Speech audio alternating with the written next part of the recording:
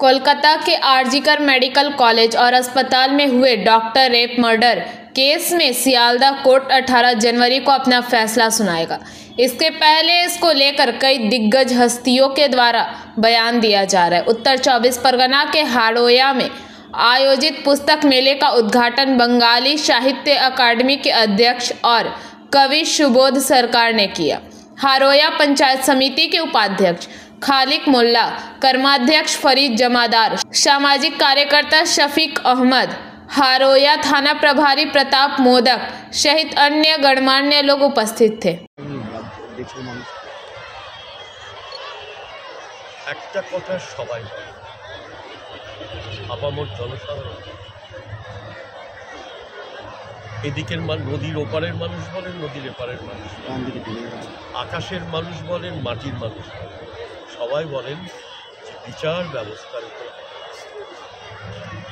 এবং বিচার ব্যবস্থাটা হচ্ছে জুডিশিয়ারি, বিচার ব্যবস্থাটা হচ্ছে একেবারে চূড়ান্ত একটা জায়গা। সুতরাং তার উপরে বিচার ব্যবস্থার উপরে তো আমাদের আস্থা থাকবে, আর বিচার ব্যবস্থার উপরে তো কিছু বলা যায় না।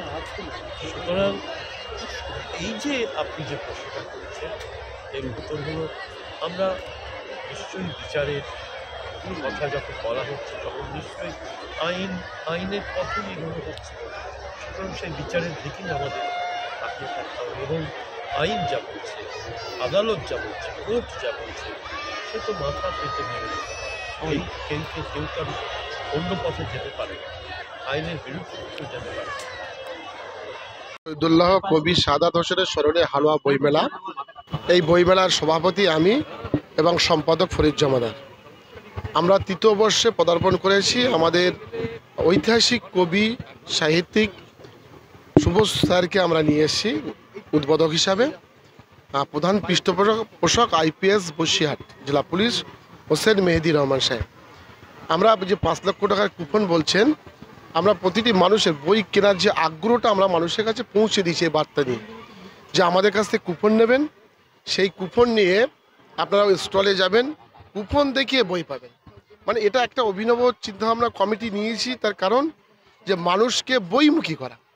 অনেক মেলা আমরা দেখেছি, অনেক জায়গায় বই মেলা দেখেছি, বহুত স্টল বসে কিন্তু বই কেনা বেচা নেই। আমাদের সেরা থেকে একটা অভিজ্ঞতা সঞ্চয় করেছি তৃতীয় বর্ষে এসে, যে এটা থেকে আমরা সুফল পেয়েছি। আমরা 5 লক্ষ টাকার কুপন যখন এলাকায় ছড়িয়েছি, সেই কুপন আসতে নিশ্চিত বাধ্য আসবে। তার মানে আপনার ইন্ডিভিজুয়াল যারা আসবে। Bureau report PVTV news. नियमित अपडेट एवं दुनिया भर की ताज़ा खबरों के लिए हमारे फेसबुक पेज को फॉलो एवं यूट्यूब चैनल को सब्सक्राइब करें।